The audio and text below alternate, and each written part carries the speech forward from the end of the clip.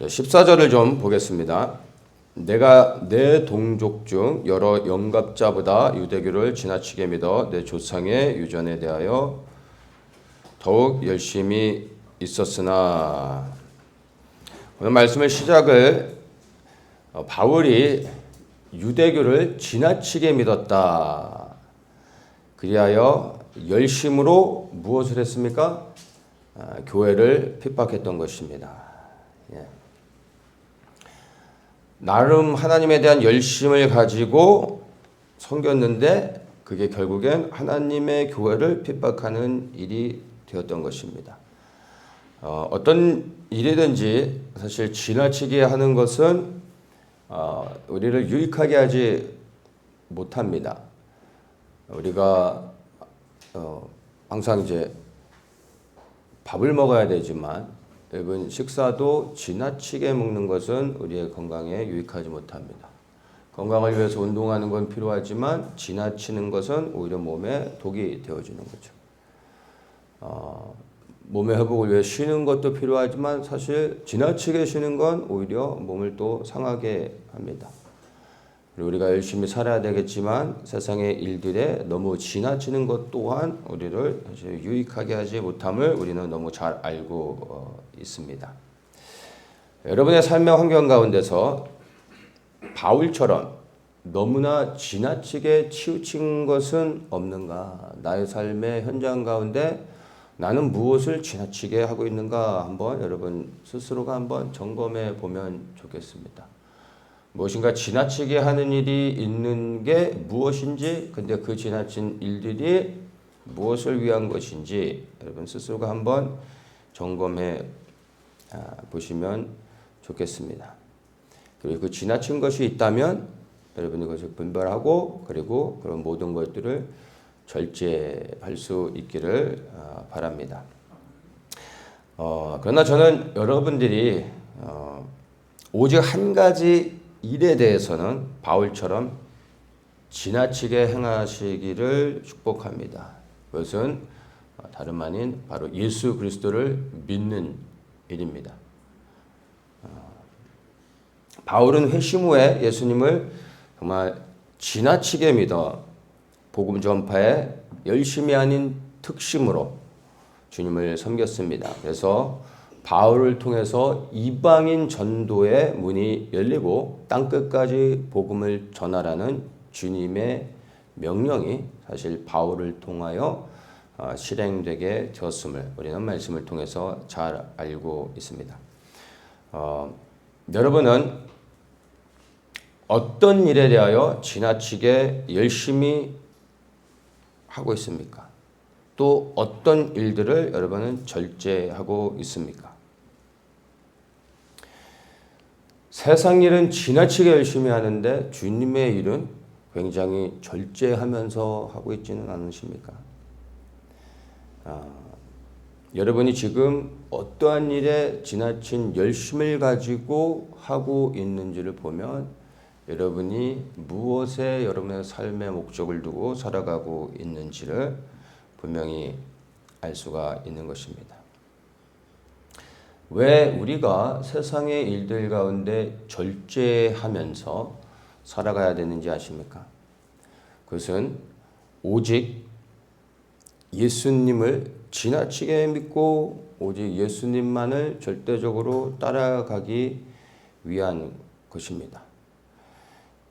예수님이 아닌 다른 모든 것들을 절제해야 오직 예수님께 집중하며 예수님을 위하여 미친 듯이 그렇게 충성스럽게 섬길 수 있는 것입니다. 모든 일을 절제하되 주 예수 그리스도를 믿는 일에 여러분 지나치게 열심히 하시기를 축복합니다. 제가 말하는 것을 오해하시면 안 됩니다. 교회에 열심히 봉사하고 헌신하고 이런 얘기가 아닙니다. 예수 그리스도를 믿는 일에 여러분 지나친 열심과 헌신을 가지고 여러분 헌신하시기를 바랍니다.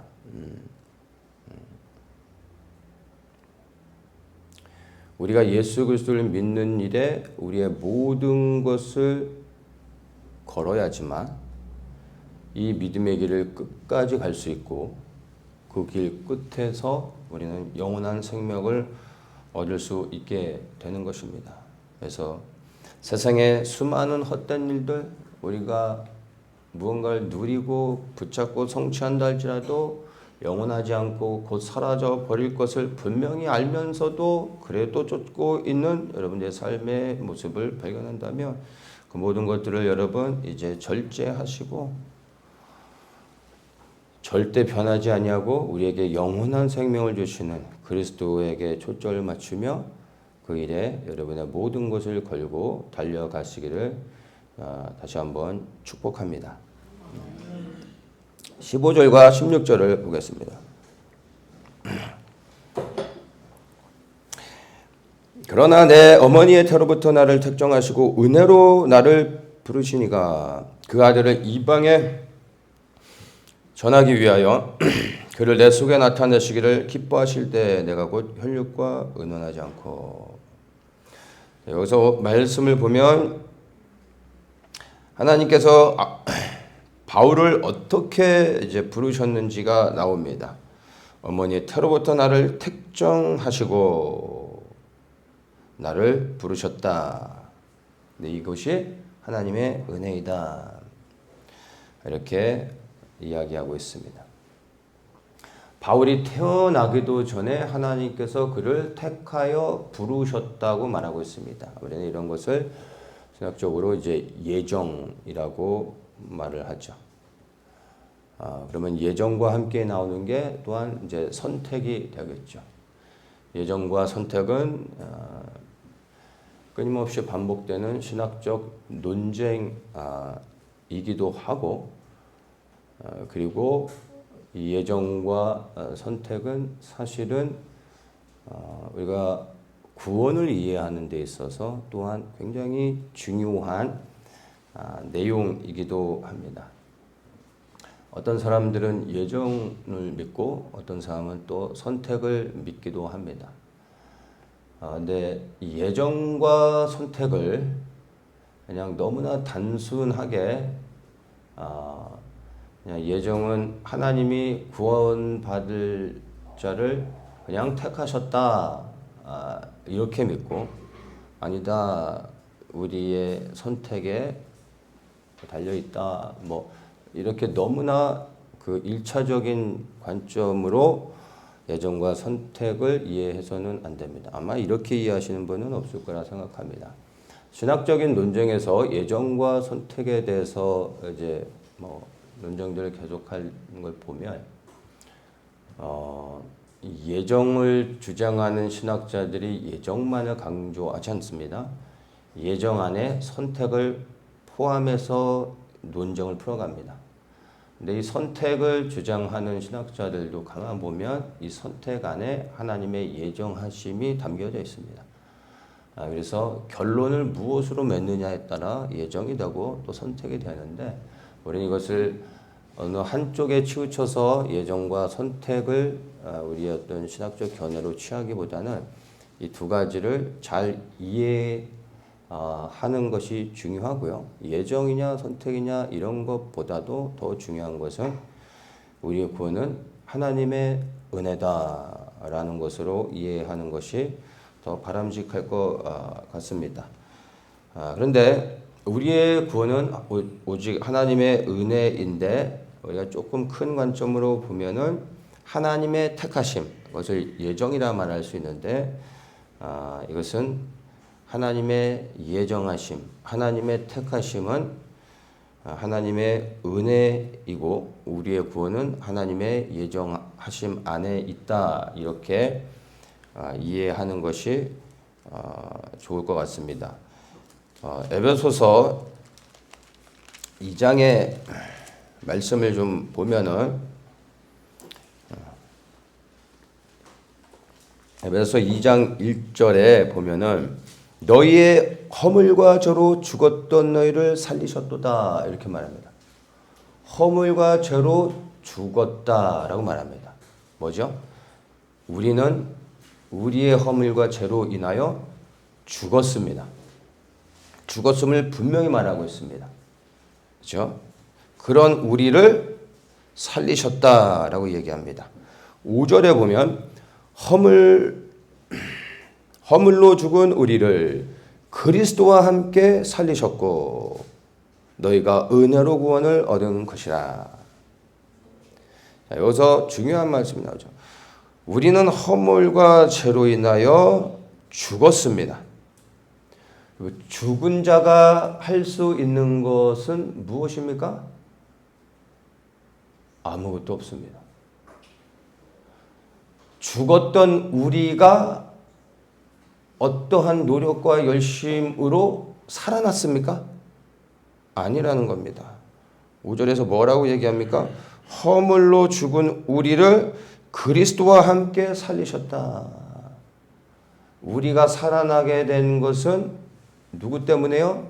그리스도를 통하여. 이거 그리스도와 함께 살아났다라는 말은 그리스도 안에서 우리가 살아나게 됐다, 이런 의미를 갖고 있습니다. 그러니까 우리는 죽었고 죽은 우리가 할 수 있는 것은 아무것도 없었습니다. 하나님이 우리를 그리스도를 통하여 살려주셨습니다. 이게 구원인 겁니다. 그럼 우리가 구원에 우리의 무엇을 덧붙일 수 있습니까? 그래서 구원은 전적인 하나님의 은혜라고 말할 수밖에 없는 것입니다. 은혜가 무엇입니까? 헬라에서 은혜라는 단어 안에 담겨져 있는 의미가 선물이라는 뜻이 있습니다. 하나님의 은혜는 선물입니다. 선물은 거저 주는 것이죠. 조건이 없습니다. 그냥 주는 것입니다. 그래서 구원은 하나님의 은혜, 하나님의 선물로서 우리에게 주어진 것이고 우리는 그 은혜에 감사할 수밖에 없는 것입니다. 그래서 구원은 전적인 하나님의 역사하심을 통하여 우리가 받은 놀라운 은혜일 뿐입니다. 그래서 이 구원을 얻는 데 있어서 우리가 했던 역할은 아무것도 없다라는 것을 분명히 기억해야 할 것입니다. 그래서 이러한 관점으로 볼 때 구원은 전적인 하나님의 예정하심 안에 있는 것이고 그 예정하심이 곧 우리를 향한 구원의 예정이 하나님의 은혜이다. 이렇게 우리가 이해를 하면 좋을 것 같습니다. 그러면 하나님의 은혜 가운데 우리를 이렇게 구원해 주셨는데 그렇다면 하나님은 어떠한 사람들을 택하여 이러한 구원의 은혜를 주시는 걸까요? 생각해 볼 필요가 있습니다. 하나님께서 아무나 그냥 운 좋게 이 사람 그냥 조건 없이 선택해서 그냥 구원을 받는 것일까요? 어떤 사람들 하나님이 택하여 구원하시는지를 우리가 말씀을 통해 잘 이해할 필요가 있습니다. 어떤 사람을 택하시고 그리고 구원하시는지를 알면 우리가 하나님의 택함 받는 사람이 되어 우리의 구원을 이루어 갈 수 있는 것입니다. 그래서 하나님께서 일방적으로 아무나 구원하시는 것이 아니라 1차적으로 구원을 받을 만한 믿음이 있는 자들을 택하여 그들을 불러내신다라는 것을 이해할 필요가 있습니다. 창세기를 한번 보겠습니다. 창세기 6장에 보면 노아에 대한 이야기가 나오는데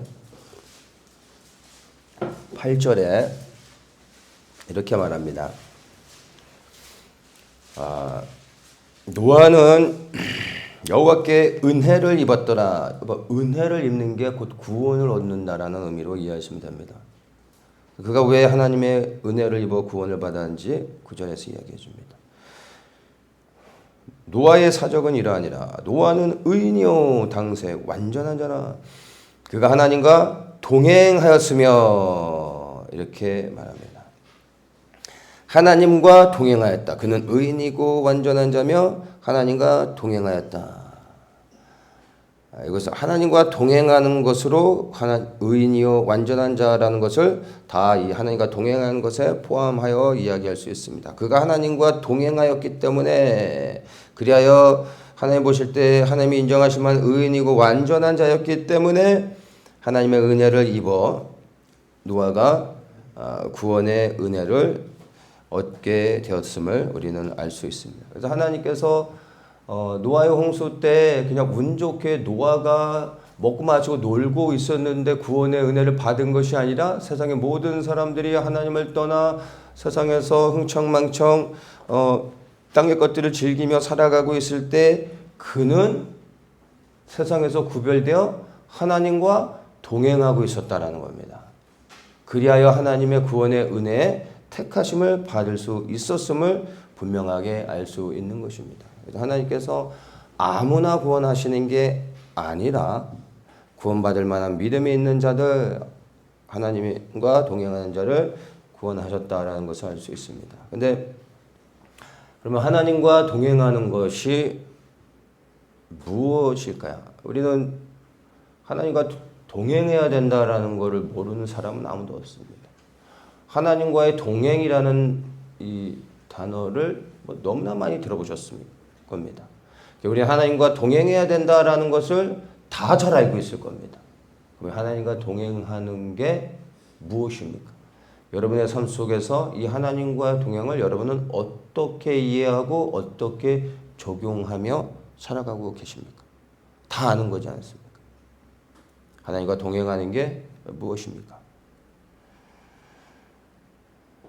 이것을 요한복음 우리 신약의 버전에서 예수님의 말씀을 통해서 살펴보도록 하겠습니다. 15장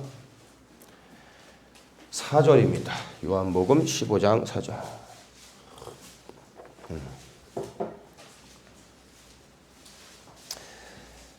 내 안에 거하라 나도 너희 안에 거하리라. 가지가 포도나무에 붙어있지 아니하면 절로 과실을 맺을 수 없음같이 너희도 내 안에 있지 아니하면 그러하리라. 나는 포도나무요 너희는 가지니 저가 내 안에 내가 저 안에 있으면 이 사람은 과실을 많이 맺나니 나를 떠나서는 너희가 아무것도 할 수 없음이라. 너무나 중요한 말씀입니다. 이 말씀을 통해 하나님과 동행하는 것이 무엇인지를 분명하게 알 수 있습니다. 여러분, 하나님과 동행한다라는 것은 그냥 하나님 옆에서 손잡고 가는 것이 아니라 오늘 예수님의 말씀처럼 그리스도 안에 거하는 것, 그것이 하나님과 동행하는 것입니다. 내가 하나님 안에 거하는 게 중요한 게 아니고요. 그보다 더 중요한 건 그리함으로 그분이 내 안에 임하신다는 겁니다. 내가 먼저 그리스도 안에 거할 때 그리스도께서 내 안에 거하시는 겁니다. 그분이 내 안에 거하실 때 일어나는 일이 무엇입니까? 생명이신 예수님이 내 안에 계심으로 인하여 내가 영원한 생명을 얻게 되는 것입니다. 왕이신 예수님이 내 안에 임하심으로 인하여 이제 나는 하나님의 사람이 되어지는 것입니다.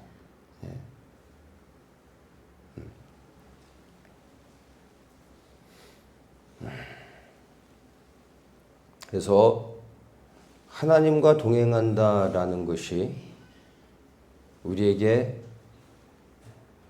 어떻게 적용되어져야 하는지를 말씀을 통해 너무나 우리가 분명하게 알 수 있습니다. 내가 그리스도 안에 거함으로 그리스도가 내 안에 계시게 하는 것, 그것이 하나님과 동행하는 것입니다. 이렇게 내가 그리스도 안에 거하고 그리스도가 내 안에 거하실 때 어떠한 일이 일어난다고 말합니까? 과실을 맺게 된다. 과실을 맺게 된다. 여러분, 열매를 맺는 것이 얼마나 중요한지 우리 너무나 잘 알고 있죠. 열매 맺는 삶을 살아야 됩니다. 그리고 열매를 가지고 주님 앞에 서는 겁니다. 맞죠? 열매가 없이는 주님 앞에 섰을 때 구원받을 수 없음을 우리는 다 알고 있습니다. 우리는 열매를 가지고 주님 앞에 서서 그 열매를 가지고 주님 앞에 심판을 받는 것입니다. 우리가 천국에 갈지 지옥에 갈지는 우리가 이 땅 가운데 살아가는 동안에 맺은 열매로서 판단되어지는 겁니다. 맞습니까? 열매를 맺어야 됩니다. 그래서 여러분 우리가 많이 듣는 이야기가 뭡니까? 열매를 맺어야 된다. 열매 맺는 삶을 살아라. 당신은 열매를 맺고 있습니까? 열매를 맺어야 됩니다. 우리는 이런 이야기를 많이 아마 들으셨을 겁니다. 그리고 내 삶을 점검할 때 항상 나는 무슨 열매를 맺고 있는가 점검하죠. 내 안에 열매가 없을 때 우리는 열매를 맺기 위하여 부단히 노력합니다. 그래서 열매를 맺어라, 열매를 맺어라 이런 이야기들 많이 들어보셨을 겁니다. 그런데 저는 여러분들에게 오늘 이 말씀이 나왔으니까 이야기를 합니다. 여러분 열매를 맺기 위해 노력하지 마십시오. 우리가 맺은 열매로 우리가 주님 앞에서 구원받는 게 아닙니다. 이 말씀을 여러분들이 잘 이해하셔야 됩니다. 열매가 필요 없다라는 의미가 아닙니다. 우리가 인위적으로 만들어내는 열매, 내 스스로가 만들어내는 육에서부터 나온 그 어떤 열매가 결코 우리를 주님 앞에 세우지 못한다라는 것입니다. 이 4절에서 뭐라고 이야기합니까? 내 안에 거하라, 나도 너희 안에 거하리라. 가지가 포도나무에 붙어 있지 아니하면 저절로 과실을 맺을 수 없다. 이 말이 무슨 의미입니까? 가지가 포도나무에 붙어 있으면 저절로 열매를 맺게 된다 이 말입니다. 맞습니까? 가지는 포도나무에 붙어 있기만 하면 열매는 그냥 나오는 겁니다. 가지가 열매를 맺기 위해 부단히 노력합니까? 아니요. 가지는 무엇을 위해 애씁니까? 포도나무에 붙어 있기를 애쓰는 겁니다. 그러면 열매는 저절로 나옵니다. 왜요? 포도나무가 살아있기 때문에 가지는 열매를 맺을 수밖에 없는 것입니다. 열매를 맺게 하는 능력은 누구에게 있습니까? 가지, 포도나무에게 있습니다. 근데 우리는 열매를 어떻게 맺으려고 합니까? 내가 가지인데 나의 열심과 노력으로 인위적으로 뭔가를 악을 쓰고 수고하고 애써서 열매를 맺으려고 하고 있다는 겁니다. 그리고 또 열매를 맺습니다. 그를 자랑하고 그리하여 나는 구원 얻는 자라고 말한다는 것이죠. 여러분, 열매는 저절로 맺혀져야 되는 겁니다.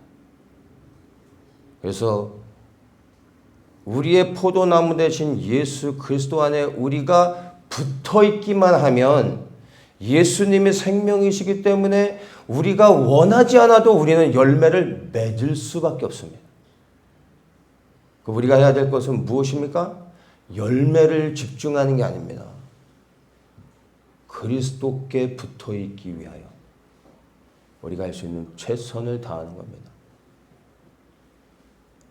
그리고 우리가 열매를 점검해야 되는 이유는 열매를 내가 맺기 위해서가 아닙니다. 내가 포도나무에 잘 붙어 있는지를 확인하기 위해 열매를 점검하는 겁니다. 내 삶 속에 열매가 없습니까? 포도나무에 붙어 있지 않다는 이야기입니다. 누구의 문제겠습니까?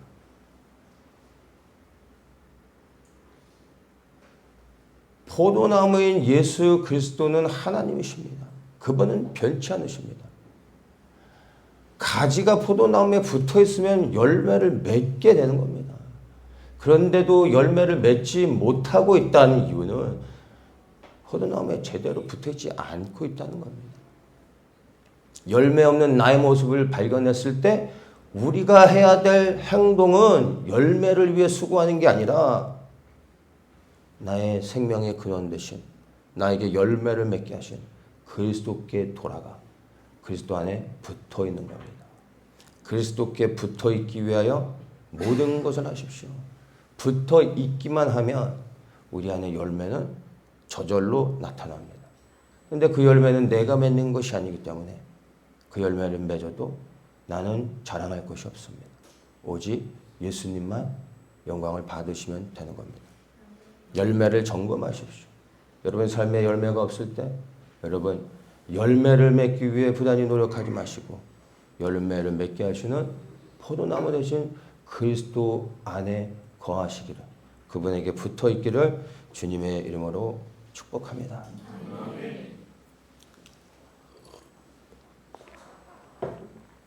그렇다면 한 가지를 더 보겠습니다. 그리스도 안에 거하는 것, 그리스도 안에 붙어 있는 것이 열매를 맺게 하는 비결이 됩니다. 그렇다면 그리스도 안에 거하는 것은 무엇입니까? 하나님과 동행하는 것이 무엇인지를 보았고 이제 그리스도 안에 거하는 것이 무엇인지도 우리가 좀 전에 보았습니다. 그리스도 안에 거해야 된다는 것을 우리가 확인했습니다. 여러분들이 아멘 하셨습니다. 어떻게 그리스도 안에 거하실 겁니까? 어디로 들어가실 겁니까? 어디에 달라붙어 있으실 겁니까? 그리스도 안에 거한다는 게 무엇입니까? 요한일서 말씀을 한번 보겠습니다.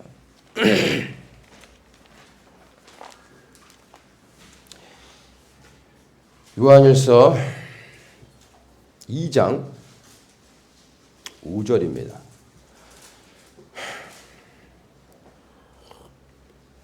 요한일서 2장 5절 누구든지 그의 말씀을 지키는 자는 하나님의 사랑이 참으로 그의 속에서 온전케 되었나니 이로써 우리가 저 안에 있는 줄을 아노라.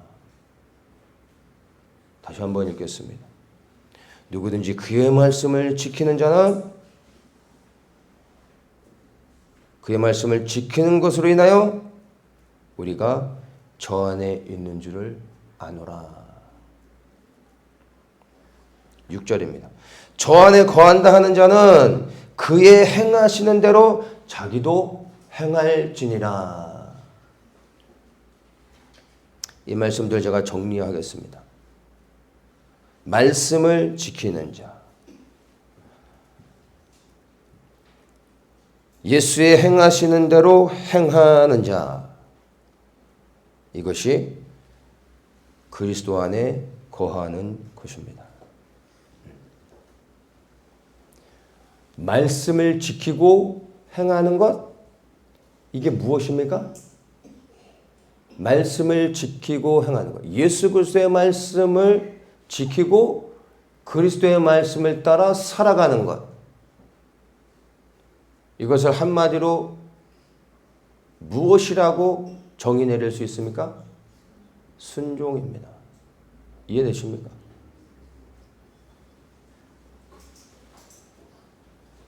우리가 창세기부터 보아서 요한일서까지 봤습니다. 하나님과 동행하는 것, 그리스도 안에 거하는 것. 결론이 무엇입니까? 순종이라는 겁니다. 순종. 자, 그러면 이제 정리합니다. 하나님께서 어떤 사람을 택하십니까? 하나님과 동행하는 자. 그 하나님과 동행하는 자가 어떤 사람입니까? 그리스도 안에 거하는 자. 그 그리스도 안에 거하는 자는 말씀을 지키는 자요, 말씀을 따라 행하는 자입니다. 그런데 이러한 사람들은 그리스도께 어떻게 행합니까? 순종함으로. 그 다음에 이제 아주 심플하게 정리해서 우리가 이해할 수 있습니다.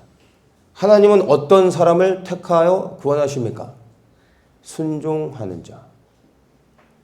정리되셨습니까? 네. 순종하는 자가 열매 맺게 됩니다. 예수 그리스도에 순종하면 저절로 열매를 맺게 됩니다. 예수 그리스도께 순종하는 자를 주님의 은혜가 임하여 택하시고 구별하시고 불러내셔서 구원의 은혜를 허락해 주십니다. 혹 하나님께서 저 사람은 구원하시는데 나는 구원하지 않으실까 염려하고 계시는 분이 있습니까? 여러분, 그 사람에게 그러한 사람들은 분명한 것은 주님께 순종하는 삶을 살고 있지 않은 사람인 겁니다. 그리스도께 순종하며 살아가고 있는 사람에게는 이미 마음의 평안과 확신 가운데 구원의 그 은혜를 누리고 있는 것입니다. 여러분, 예수 그리스도께 순종하는 삶을 살아가십시오. 하나님께서는 바울의 순종을 미리 하셨습니다. 모든 것을 아시는 하나님께서 이미 바울의 마음의 중심을 아셨고 생명 들여 순종하며 순교하는 길까지 갈 것을 이미 하나님은 아셨기에 하나님이 그를 어머니의 태중부터 구별하여 택하여 부르시고 구원의 은혜를 허락해 주셨던 것입니다. 여러분, 예수님께 생명을 걸고 순종하십시오. 우리가 여러분 다른 건 좀 부족해도 괜찮습니다. 좀 실수해도 괜찮습니다. 그런데 여러분 우리가 이거 한 가지에는 반드시 성공해야 됩니다. 그게 바로 주님께 순종하는 겁니다. 다른 모든 것들이 부족해도 예수님을 향하여 온전한 순종을 하고 주님이 말씀하시면 변명하지 않고 핑계대지 않고 온전히 순종하는 사람을 주님은 기뻐하시고요. 그리고 그의 편에 서주시고 그를 지키시고 생명의 길로 인도하신다는 겁니다. 우리가 다 부족하고 실수가 많아도 괜찮습니다. 그러나 주님께 대하여 여러분 순종하는 일에 결코 실패하지 마십시오. 온전한 순종을 통하여 주님을 기쁘시게 하십시오. 영원한 생명을 얻게 되어질 것입니다. 자, 이제 우리가 구원의 관점에서 택하심을 살펴보았습니다. 하나님의 택하심은 바로 이런 순종하는 자를 구원하시는 것입니다. 자, 그런데 이제는 우리가 좀 새로운 관점으로 하나님의 택하심을 좀 살펴보면 좋겠습니다.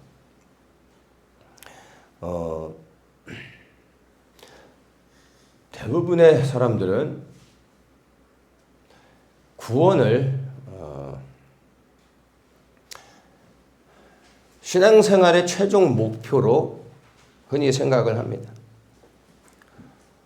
구원을 받고 천국에 들어가는 게 예수 그리스도를 믿는 목적인 경우가 많습니다.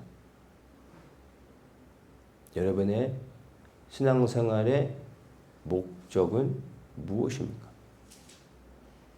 무엇을 위하여 예수님을 믿고 계십니까? 천국? 그게 답니까? 플러스 성공? 행복?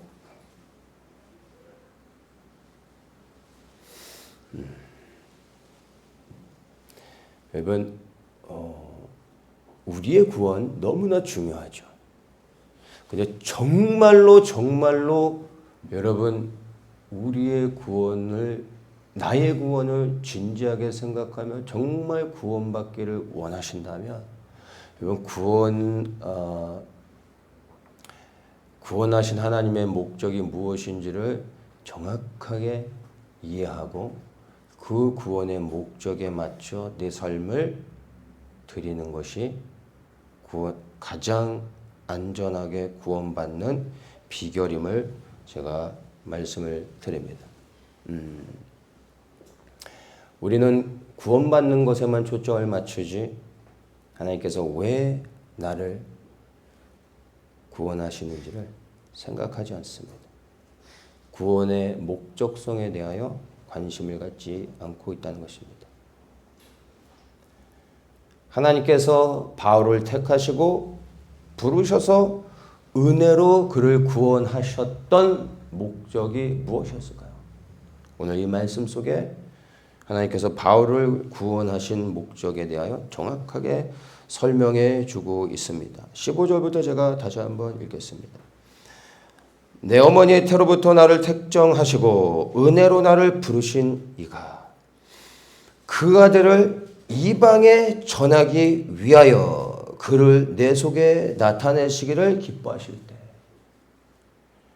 그 아들을 이방에 전하기 위하여 이렇게 말씀해 주고 있습니다. 무엇입니까? 바울을 택하여 부르시고 구원하신 하나님의 목적 바로 사명입니다.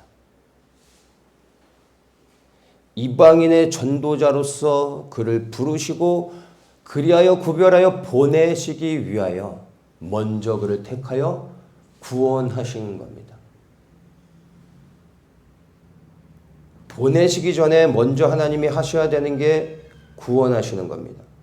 어떤 구원이요? 죄와 사망의 권세로부터 자유를 얻게 해야 그가 자유를 얻어야 이제 그리스도의 종이 되어 보내심을 받아 부르심의 사명을 감당할 수 있는 것입니다.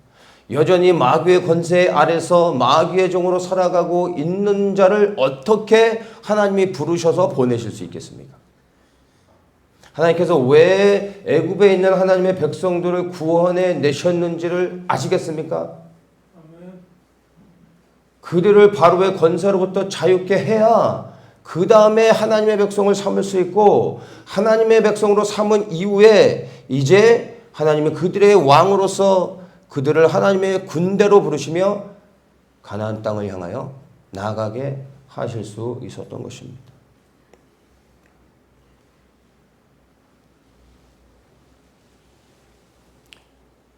우리의 구원도 동일합니다. 하나님의 그 부르심의 사명을 감당하기 위하여 바울을 택하여 구별하여 구원의 은혜를 허락하셨다면 여러분 우리 한 사람 한 사람을 주님께서 만나주시고 택하여 구원하신 하나님의 목적도 분명히 있습니다. 저한테 물으시면 안 돼요. 여러분이 하나님 앞에 나아가 물어보셔야 돼요. 왜 저를 구원하셨습니까? 나는 무엇을 위해 살아야 됩니까? 구원받은 내가 이제 주님을 위하여 어떻게 살아야 됩니까? 라고 여러분 스스로가 주님께 나아가 무릎 꿇고 기도하며 주님께 여쭤보셔야 되는 겁니다. 너무나 많은 사람들이 구원의 은혜에 감격하며 기뻐하고 즐거워하는 것으로 끝납니다. 주님께 감사합니다. 감사합니다. 구원하신 주님께 영광을 돌립니다. 그리고 안녕히 계십시오. 잘 살겠습니다. 하고 떠납니다. 구원받아 놓고 다시 세상으로 돌아가 세상의 종이 되어 다시 사망의 길을 가고 있는 수많은 사람들. 이게 오늘날의 교회의 문제인 겁니다. 구원의 감격에 머물러 있으면 안 됩니다. 진지하게 여쭤보셔야 됩니다. 바울을 택하여 이방인의 전도자로 부르기 위해 주님 구원하셨는데, 그럼 나는 왜 구원하셨습니까? 나는 무엇을 해야 됩니까? 나는 어떻게 살아야 됩니까? 여쭤보셔야 되는 겁니다. 구원에는 반드시 하나님의 목적이 있습니다. 그리고 구원받은 자는 구원의 확신을 갖고 있다면 나를 구원하신 예수님께서 나의 주인이 되셨다는 것 또한 분명하게 깨달아야 되는 것입니다. 맞습니까?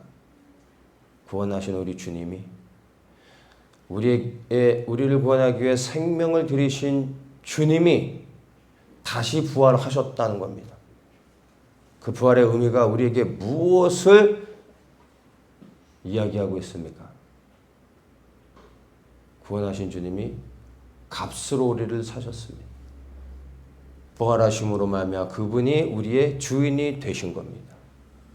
우리가 예수 그리스도를 통하여 구원받았음을 믿는다면 구원하시고 그리하여 나의 주인 되신 예수 그리스도를 영접하여 이제 내가 그리스도의 사람이 되었음을 고백해야 됩니다.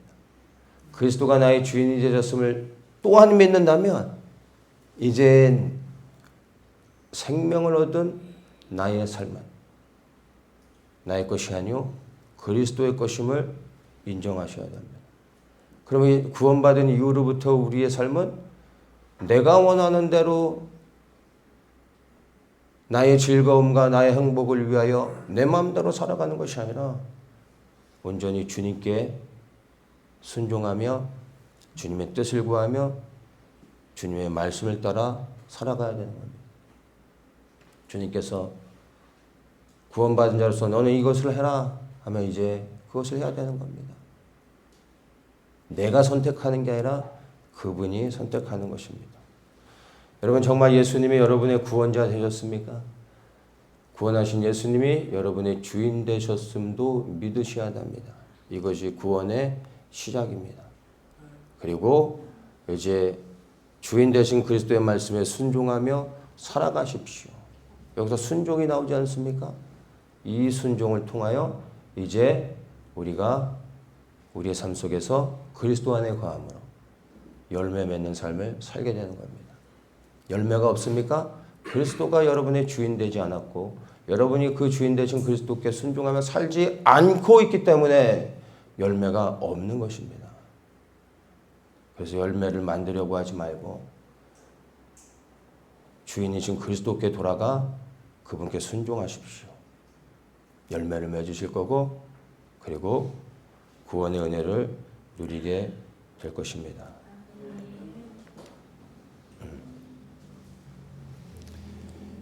여러분들이 구원의 목적을 깨닫게 된다면 각 사람을 향한 하나님의 그 부르심들은 다 다를 수 있겠지만 여러분 우리 한 사람 한 사람을 구원하신 목적은 근본적인 목적은 바울과 동일합니다. 각 사람을 향한 아주 구체적인 하나님의 그 부르심의 자리는 다를 수 있지만 본질적으로 하나님의 영광을 위하여 우리를 부르신 것은 동일하다라는 겁니다. 그래서 정말로 여러분들이 사명을 깨닫는다면 구원받은 자로서의 사명을 깨닫는다면 구원의 감격에 절대 머물러 있지 않습니다. 감사가 끝이 아닙니다.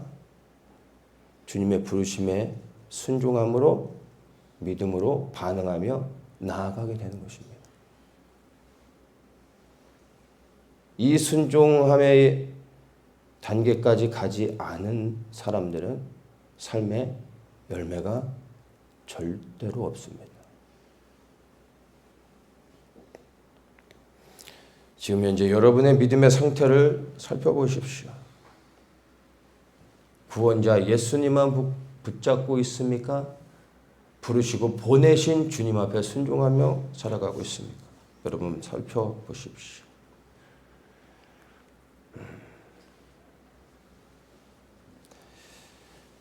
그리고 정말로 여러분이 결단하여서 이제 나의 구원자일 뿐만이 아니라 나의 주인 되신 그리스도께 삶을 들여 바울과 같이 영광스러운 주님의 부르심의 자리에 나아가 끝까지 순종하며 살다가 영원한 생명을 누리는 그런 분들 되시길 다시 한번 축복합니다. 17절을 보겠습니다. 또 나보다 먼저 사도된 자들을 만나려고 예루살렘으로 가지 아니하고 오직 아라비아로 갔다가 다시 다메섹으로 돌아갔노라. 바울이 이제 아라비아로 가게 된 것을 보면 16절에 그가 이제 하나님의 이제 부르심을 받죠. 부르심을 받고 난 후에 그가 그 하나님의 부르심, 사도로서의 부르심을 받아 이방인의 전도자로 나아가기 이전에 그 부르심을 향하여 혈육과 의논하지 아니하였다. 그리고 사도들을 만나지 않았다. 그리고 대신 어떻게 합니까? 아라비아로 갔다. 이 말을 하고 있는 겁니다. 아무도 없는 광야와 같은 아라비아로 홀로 가서 3년의 시간을 보내게 됩니다.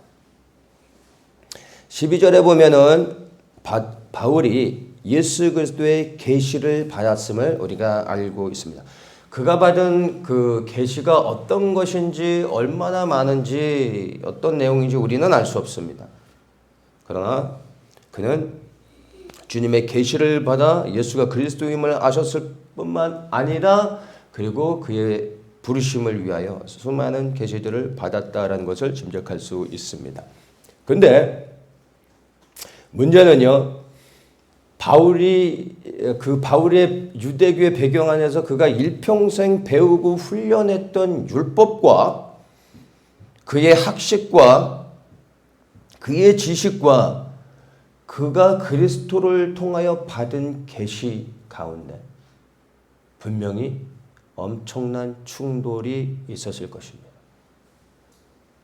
이해되십니까? 혼란스러웠을 것입니다. 그래서 이 3년의 아라비아에서의 광야의 시간은 그가 일평생 쌓아놓았었던 세상의 수많은 경험과 지식들을 그리스도의 계시와 비교하며 하나님의 말씀 앞에서 그의 모든 것들을 정리하고 다시 분별하며 그리스도의 계시 안에서 새롭게 세워가는 그러한 준비하는 과정이 있었던 것입니다. 그리하여 그는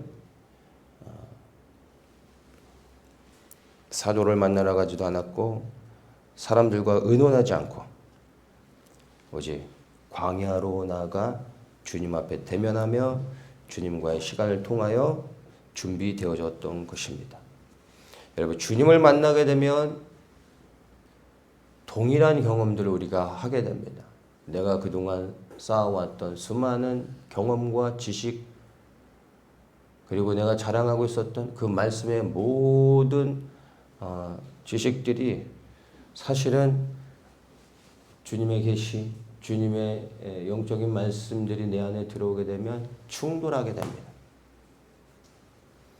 내 안에 틀이 되어진 수많은 것들이 있는데 비록 그것들이 잘못되어진 것이 아니라 할지라도 이 모든 내가 쌓아놓은 경험들과 지식과 그 모든 훈련들이 주님을 통하여 받은 것이고 그리고 쌓아온 것이라 할지라도 그것이 나의 틀이 되어지는 순간 살아계신 하나님의 말씀이 내게 새롭게 임할 때 그 틀이 내게 임한 하나님의 말씀을 거부하게 됩니다. 밀어내게 됩니다. 내 틀에 맞지 않으면 잘못됐다 판단하고 성령님을 판단하게 됩니다. 그래서 틀은 우리를 안전하게 하는 것 같지만 성령의 사람들에겐 오히려 하나님의 새로운 말씀과 우리를 새롭게 인도하시는 것 가운데 오히려 방해가 되어질 수 있는 것입니다. 바울은 이 아라비아의 3년의 시간을 통하여 철저하게 그에게 틀이 되어진 모든 것들을 깨뜨리고 주님 앞에 새롭게 나아가는 그러한 시간을 가졌던 것입니다. 여러분, 우리도 알게 모르게 수많은 틀을 우리도 모르는 사이에 쌓아놓으면서 살아가고 있습니다. 근데 이러한 틀은 끊임없이 깨어져야 됩니다. 주님이 우리를 새롭게 하실 수 있도록 여러분, 주님의 일하심을 믿으며 하나님의 살아계신 말씀이 날마다 나도 모르게 쌓아놓는 틀을 깨뜨리시고 나를 새롭게 하실 수 있도록 주님 앞에 겸손히 나아가십시오. 이 과정을 통과하지 못하면 결코 바울과 같이 주님의 부르심 앞에서 사명을 감당할 수 없음을 기억하십시오. 깨뜨려야 됩니다. 내가 변화되어야 합니다. 그리고 주님이 내게 말씀하시는 것을 새롭게 배우실 수 있어야 되는 것입니다. 18절 말씀을 보겠습니다. 이제 그가 게바를 신방하려고 예루살렘에 올라가서 베드로를 만납니다. 그리고 19절에 보면 주의 형제 야고보를 보았다라고 말합니다. 그래서 베드로와 야고보를 보았고 그 외 다른 모든 사도들은 그가 만나지 못했다라고 이제 이야기를 합니다. 바울은 홀로 있는 그 시간을 통하여 성령께서 깊이 간섭하시며 그를 다루시고 준비시키셨습니다. 그리고 이제 3년의 시간이 지나 예루살렘으로 올라가 그 많은 12명의 제자들 가운데 오직 주님께서 다른 사람들을 만나지 못하게 하시고 베드로와 야고보만 만나게 하셨다라는 겁니다. 베드로는 누굽니까? 예수님의 수제자입니다. 야고보는 누굽니까? 예수님의 육신의 형제입니다. 이 두 사람은 12제자를 대표하는 자들로서 바울에게 누구보다도 예수님이 어떠한 분인지를 가장 잘 설명해 줄 수 있는 사람들이었습니다. 주님께서 다른 모든 사람들을 만나지 못하게 하시고 오직 이 두 사람을 통하여 이제 그가 사도를 통하여서만 배우고 사도를 통하여서만 분별하고 정리할 수 있는 예수님에 대한 모든 것들을 듣게 하십니다. 그리고 이제 바울이 사도로서 사명을 감당하기 위해 사도로서의 사명을 감당할 수 있는 마지막 준비 과정을 이렇게 통과하게 하는 겁니다.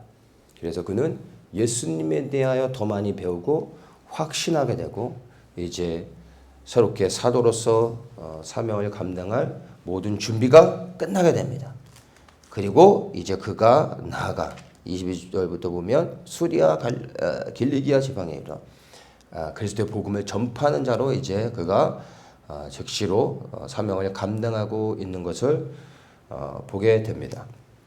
22절부터 이제 마지막 좀 보면 유대의 그리스도 안에 있는 교회들이 나를 얼굴로 알지 못하고 다만 우리를 핍박하던 자가 전에 잔행하던 그 믿음을 지금 전한다음을 듣고 나로 말미암아 영광을 하나님께 돌리니라. 이렇게 이제 이야기합니다. 이걸 보면 예전에는 예수님을 그렇게 핍박하고 그리스도인들을 핍박하고 교회를 핍박하던 그 사람이 이제는 그 핍박하던 그 복음을 그 핍박하던 그 교회를 세우고 있다.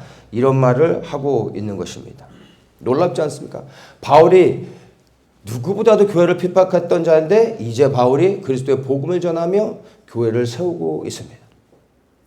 어떻게 이렇게 바울이 변화를 받을 수 있었을까요? 우리는 이러한 질문에 흔히 이야기하는 것이 다메섹에서 그가 예수 그리스도를 만났기 때문이다 라고 말을 합니다.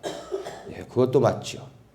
그렇다면 바울이 교회를 핍박하러 가다가 어떻게 다메섹에서 그리스도의 방문을 받고 회심하는 그러한 변화된 사건을 경험할 수 있었을까요?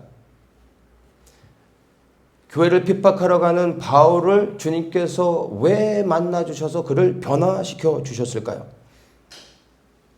거기에는 이러한 영적인 원리가 있습니다. 마태복음 5장 44절.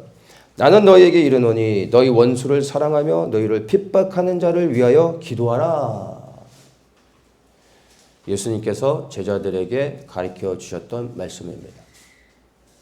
초대교회의 성도들은 고난과 핍박을 받는 가운데 교회를 핍박하고 있는 이 바울을 보며 이 마태복음 5장 44절에 예수님이 하신 말씀들을 생각하고 우리를 핍박하고 있는 이 바울을 위하여 우리가 말씀에 순종하여 기도하자라고 하며 기도했던 것입니다. 왜 그를 위해 기도합니까? 그가 교회를 핍박하는 자였기 때문에 말씀을 따라 순종하며 바울의 변화를 위해 수많은 교회들이 기도했습니다. 왜요? 수많은 교회들을 핍박했기 때문에 수많은 교회와 성도들이 바울을 위해 기도했던 것입니다. 그래야 했더니 다메섹에서 교회를 핍박하러 가고 있던 그 바울을 주님께서 성도와 교회들의 기도를 들으시고 그를 꺾으셔서 돌이켜 회개케 하시고 이제 하나님의 사명을 감당하는 놀라운 이방인의 전도자로 변화시키셨던 것입니다. 바울의 회심에는 교회와 성도들의 끊임없는 중보가 있었음을 여러분 잊지 마셔야 되는 것입니다. 그리고 이 성도들은 이제 변화된 바울을 보며 교회의 기도에 응답하신 하나님께 너무나 감사하며 영광을 돌리고 있었던 것입니다. 단순히 우리를 핍박하던 바울이 변화되었기 때문에 그들이 좋아하는 것이 아니라 그를 위하여 기도했기 때문에 변화된 바울이 그들에게는 하나님의 응답이었고 열매였기에 그들은 더욱더 하나님께 감사하며 영광을 돌릴 수 있었던 것입니다. 여러분, 우리가 미워하는 사람, 우리를 핍박하는 사람, 우리가 싫어하는 사람을 향해서 우리는 어떻게 합니까? 가르쳐주지 않아도 우리는 너무나 잘합니다. 무엇을 잘하는지는 얘기하지 않아도 우리의 마음은 피차일반일 것입니다. 그런데 예수님은 분명히 말씀하셨습니다. 영적인 원리는 그렇지 않습니다. 우리가 정말 그리스도께 거하고 있다면, 그리스도의 말씀에 순종하고 있다면 우리는 핍박하는 자를 위하여, 나를 힘들게 하는 사람을 위하여, 내가 미워하는 사람을 위하여 기도하는 것입니다. 내 성품이 훌륭하기 때문에? 아니야. 나와 상관없는 겁니다. 그냥 말씀에 순종하여 기도하는 겁니다. 그리고 결과는 주님께 맡기는 겁니다. 마태복음 10장 12절에 이렇게 말합니다. 또 그 집에 들어가면서 평안하기를 빌라. 그 집이 이에 합당하면 너희 빈 평안이 거기 임할 것이요 만약 합당치 아니하면 그 평안이 너희에게 돌아올 것이니라. 여러분, 다른 사람을 향하여 그 사람이 어떤 사람이건 내가 그 사람을 좋아하건 싫어하건 그 사람이 내게 어떻게 하든 여러분 다른 사람을 향하여 용서하시고 그를 축복하시고 그의 평안을 구하십시오. 이게 주님의 뜻입니다. 이게 우리를 향한 주님의 명령입니다. 우리가 그리스도 안에 거하고 있다면 내 감정과 내 느낌과 내 생각과 상관없이 우리는 주님의 뜻에 순종하면 되는 겁니다. 우리가 주님의 말씀을 따라 이렇게 축복하며 평안을 구할 때 여러분 그 평안은 그에게만 적용되어지는 것이 아니라 그 평안을 비는 나에게도 동일한 하나님의 은혜가 부어진다는 것을 기억하십시오. 그런데 그 평안이 그에게 합당하지 않았습니까? 내가 구했던 그 평안의 은혜가, 능력이, 그 축복이 내게 임한다는 것입니다. 그러면 내가 다른 사람을 향하여 구하는 평안과 축복이 결국 사실은 누구를 위한 겁니까? 여러분이 이 영적인 원리를 안다면 나를 핍박하는 자를 향하여, 나를 미워하는 자를 향하여, 나를 공격하는 자를 향하여 내 마음의 감정과 상관없이 영에 속한 자요 그리스도께 속한 자며 이 영적인 원리를 아는 사람은 그를 위하여 기도할 수 있다는 것입니다. 교회가 주님의 뜻에 순종하여 기도할 때 주님께서 교회를 핍박하던 바울을 변화시키시고 그를 이방인의 전도자로 세웠음을 기억하십시오. 여러분, 우리가 정말 이제 구원받은 자로서 그리스도께 속하여 그리스도의 말씀을 따라 살아가고 있는 사람들이라면 오늘 이 말씀과 같이 우리가 주 그리스도께 순종하는 것을 통하여 우리의 열매를 점검할 필요가 있는 것입니다. 다시 한번 구원받은 자들로서 나를 구원하신 하나님의 뜻이 무엇인지를 점검하고 주님께 여쭤보며 구원받은 자로서 내가 주님을 위해 어떻게 살아야 되는지 나의 부르심의 자리가 어디이며 내가 무엇을 해야 되는지 주님께 구하십시오. 그리고 그 자리에 나아가 묵묵히 여러분의 사명을 감당하십시오. 영원한 생명을 우리 한 사람 한 사람에게 분명하게 허락해 주실 것입니다. 기도하겠습니다. 좋으신 하나님 감사합니다. 오늘 이 말씀을 통하여 우리를 다시 한번 점검하며 돌아보게 됩니다. 주님, 우리를 구원해 하신 주의 은혜에 감사할 뿐만 아니라 이제 구원하여 택하시고 우리를 보내시는 그 자리가 어딘지를 우리가 분별하게 하시고 오직 구원받은 자로서 우리의 주인 되신 예수 그리스도께 순종함으로 보내시는 그 자리로 나아가게 하시고 믿음으로 순종하며 행할 때 우리 안에 주의 능력을 부어주시사 주의 영광을 위하여 주님을 드러내고 주님의 뜻을 행할 수 있도록 우리 가운데 역사하시고 함께하여 주시옵소서. 우리 더 처치가 이와 같이 주의 영광을 위하여 흔들리지 아니하며 부르심의 자리로 나아가고 그 자리를 지키는 공동체 되게 하여 주시옵소서. 감사하며 예수님의 이름으로 기도합니다. 아멘.